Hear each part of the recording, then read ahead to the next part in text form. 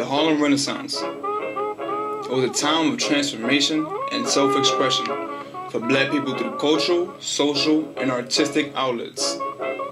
The New Negro movement, as some called it, had set a tone for renewal of the black image and was well on its way on sweeping through New York's uptown streets, the Mecca. The movement was prominent, having spanned in the 1920s, and it had helped mark a moment of recognition for black contribution, intellect, and overall culture.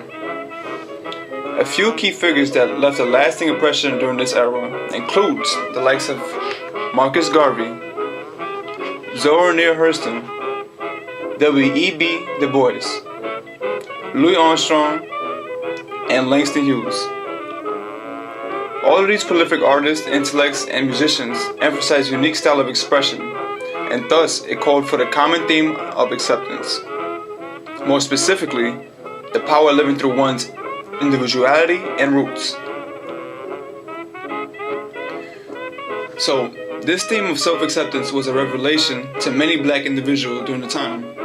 However, with a mass exposure of oneself, there comes a sense of great self-consciousness to how society perceives us, like an existing American culture.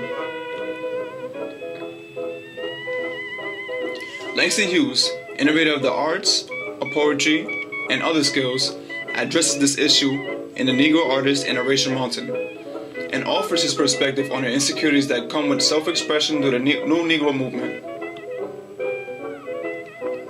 In summary, a young Negro poet comes up to Hughes with the aspirations of becoming a poet, but with this insecurity of being a Negro poet.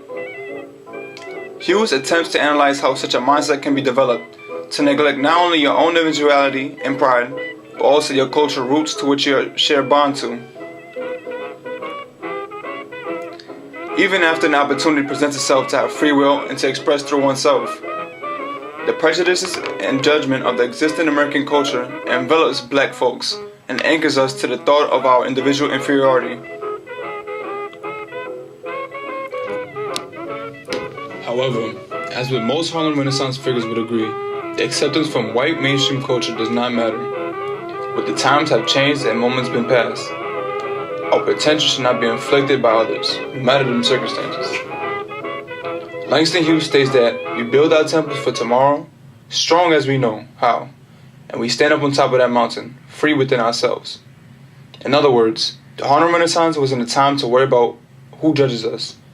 It was a time of freedom to express oneself as a race, the key to progression and prosperity of the black culture and image.